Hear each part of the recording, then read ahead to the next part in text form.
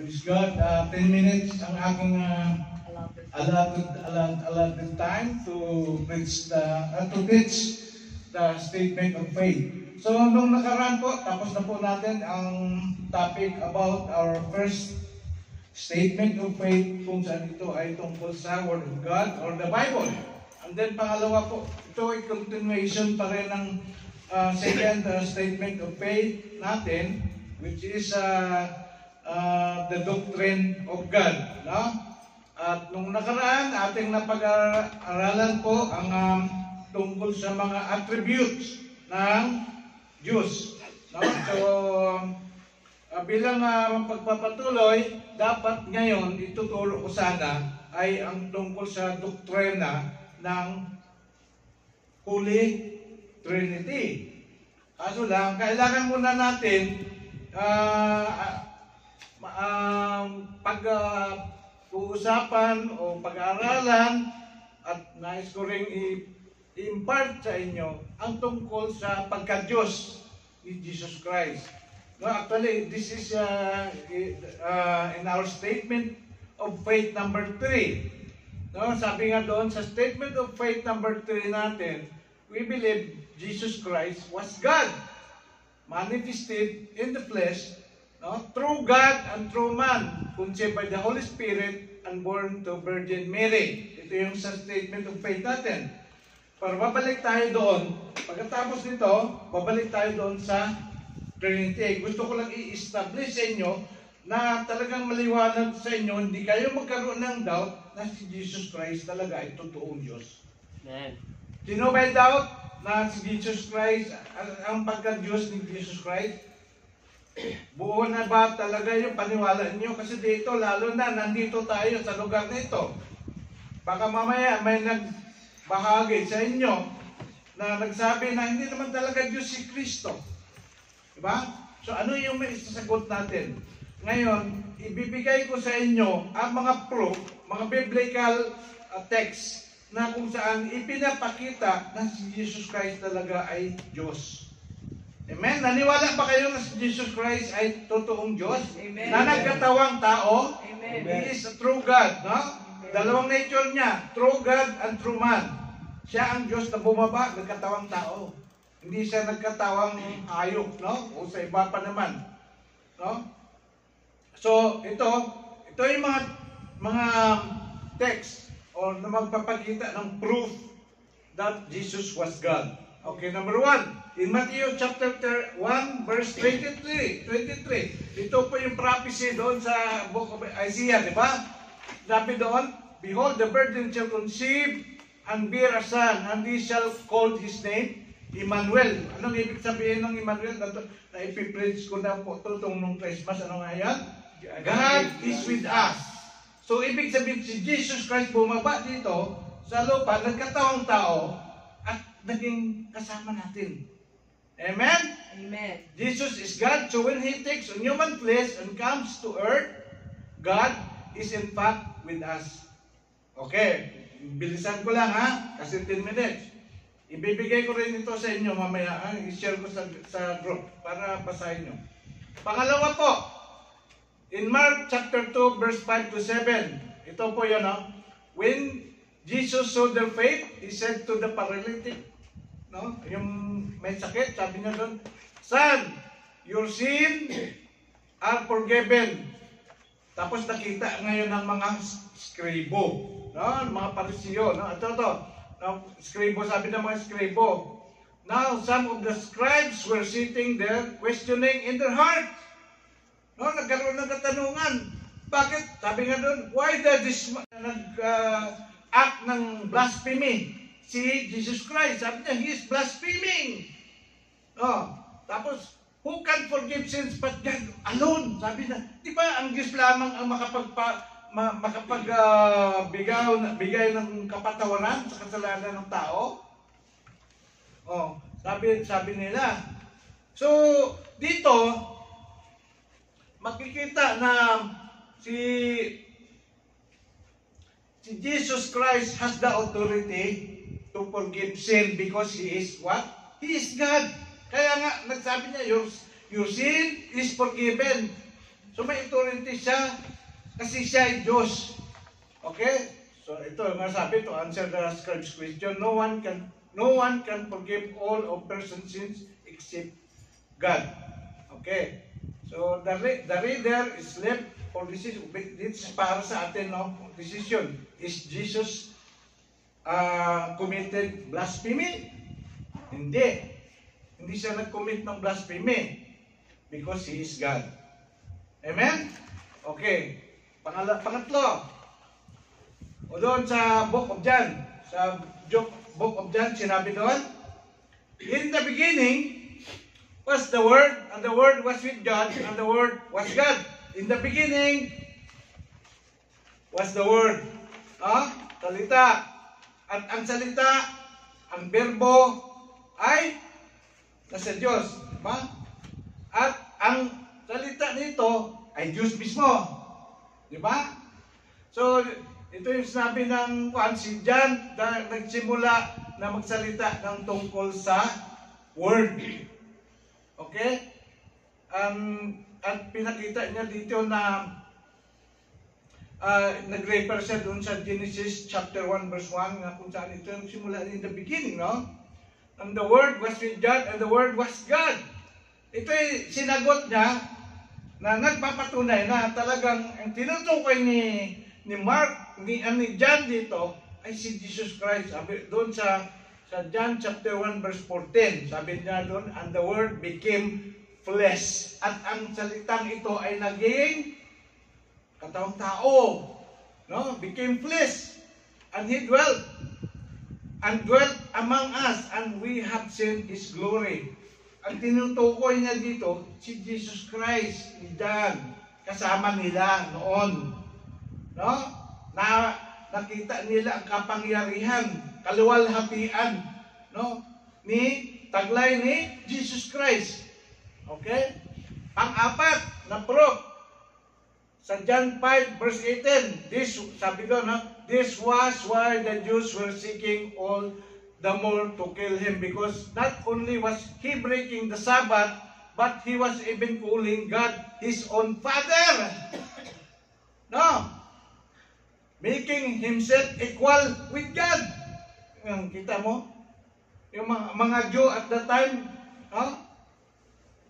plano nila, gusto nilang patayin si Jesus Christ kasi sinabi nga dito na na-break niya yung Sabbath, no? Tapos pangalawa, tinatawag niya ang kanyang sarili na anak siya ng Diyos. No? Pangatlo, sabi niya doon, na parang equal siya sa Diyos mismo. So, ito yung evidence na talagang napapakita niya si Jesus Christ ay Diyos. No? Ito. Okay, hindi makita yung sa taas, no? Dito na, skip na lang tayo sa 6. Number 6, in Philippians chapter 2, verse 5 to 7. Sabi nga doon, have this mind among yourselves which is yours in Christ Jesus, who, though He was in the form of God, did not count equality with God, no? A thing to be grasped, but made Himself nothing, taking the form of servant, being born in the likeness of men. So, nagpakumbaba si Jesus Christ, although na He is in the form of God, He is God, pero hindi siya nagpapakita na talagang, no? Na ako ay sumigaw na ako ay Diyos. Ito yung issue ng argument ng mga ibang taga-kwana, di ba? Na may nagsabi ba si Jesus Christ na siya ay Diyos? Yan ang tanong nila, no? Pero ang mga itong binabasa natin mas scripture, ito yung mga nagpapakita. Kasi nagpakumbaba, no? Binaba niya, i-remove, no? Yung pagka-Diyos niya. Nagpakumbaba siya. Doon sa Philippians chapter 2 verse 5 to 7, no? I mean, this in mind, no? Kailangan daw huwag natin kalimutan that among yourself which is yours in Christ Jesus Christ, who, though He is in the form of God, did not count equality with God. No? Okay, next. Mali yung pan ko. Skipan ko yung ano. Okay, ito na lang. To those who have obtained faith of equal standing without by the righteousness of God, sabi niya sa 1 Peter, no? So both Apostle Paul and Apostle Peter refer Jesus as our God. No? Okay. Yan, no? Binanggit ni Peter yan, no? Sabi niya, to those who have obtained a faith of equal standing without by the righteousness of our God and Savior Jesus Christ. Of our God, no? Sinabi niya doon, Diyos natin at ating Savior o tagapagligtas, no? Ito yun. Ito. Sabi nila, wala naman nakasabi na i-worship si Jesus Christ eh. Pero ito binanggit dito. Ang nagsabi dito, God the Father mismo. Basahin natin. Hebrews chapter 1 verse 1 to 6. Sabi niya, God who at various times and in various ways spoke in the time past to the fathers by the prophets. Verse 2 has this last days spoken to us by His Son Jesus Christ, yan, whom He has appointed heir of all things, through whom also He made the world, no? Oh, yan, He made the world, who being the brightness of His glory and the express image of His person, and upholding all things by the word of His power, no? When He had by Himself purged our sins, sat down. Ang tinutukoy dito si Jesus Christ, no? Sat down at the right hand of the Majesty on high. Di ba si Jesus Christ nakaupo ngayon saan? Sa kaliwa o sa kanan? On the right side of God the Father. No? Wala na siya dito ngayon. Doon na siya sa taas kasama ng Father. Who is now here? Holy Spirit. Ang nandito ngayon, ministering to us, is the Holy Spirit. Okay? Verse 4, having become so much better than the angels, as he has by inheritance obtained a more excellent name than they. Ang pinapakita dito na mas mataas si Jesus Christ kasi sa mga angels. No? Verse 5, sabi nga doon, for to which of the angels did He ever say, you are my son, today I have begotten you? Ang sinasabi niya dito, sinabi ba ng Diyos na Ama na kayong mga anghel, kayo ay mga anak ko? Diba? Ayan sinabi niya, oh. Nagsalita ba ang Diyos na Ama na gano'n na kayong mga anghel, kayong mga anak ko? No? Sabi niya, and again, ayan, I will be to him a father, and he shall be to me a son. Verse 6, but when he again brings the firstborn into the world, sino yung firstborn? Ayan, who is the firstborn? Jesus Christ. Ang tinutukoy dito si Jesus Christ. But when he again brings the firstborn into the world, he says, let all the angels of God worship Him. Ang tinutukoy dito ng Father na dapat sampahin ng mga angels ay si Jesus Christ. Binanggit na dapat sambahin si Jesus Christ. So, isang katangian ng Diyos ay siya ay sinasamba. Maraming tagpo sa Biblia, hindi ko lang na idagdag dito, maraming tagpo sa Biblia na kung saan nung panahon ni Jesus Christ ay sinamba siya. Naalala niyo yung mga shepherd? Yung mga shepherd, bibi pa lang siya noon. Sanggol pa lang siya noon. Nung dumating sila doon sa kinaroroonan ni Jesus Christ, anong ginawa nila? Sinamba sila ng mga shepherd. Yung si Herodes, ano sabi niya sa three wise men? Ano sabi ni Herodes, ni Herod? Sabi niya, hanapin ninyo yung sanggol. Kapag nakita ninyo, sabihin ninyo sa akin, at ako ay pupunta din para sambahin siya. Oh. Maraming tagpo sa susunod ipakita ko ang mga ibang mga verses na kung saan si Jesus Christ ay sinamba. Now, the times is up. Tama lang, natapos ko. Ngayon, para maging malinaw sa inyo, mga kapatid, isi-send ko ito, basahin ninyo. Amen? Amen. Kasi ang sa akin, gusto ko kayo buo ang paniwala ninyo, pagkakilala ninyo kay Jesus Christ na wala kayong doubt na si Jesus Christ ay totoong Diyos. Amen. Naniwala na kayo? Amen. Oo.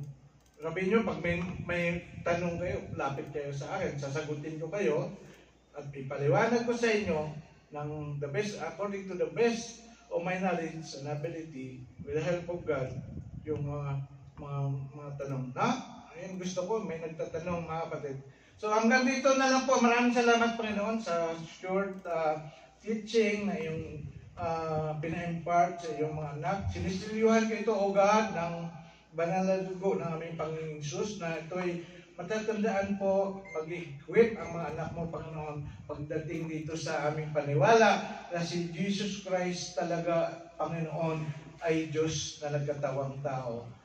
Panginoon, maraming salamat, Holy Spirit, for you enabled me to teach these things, O God. In Jesus' name we pray. Amen. Pakpan natin si Lord.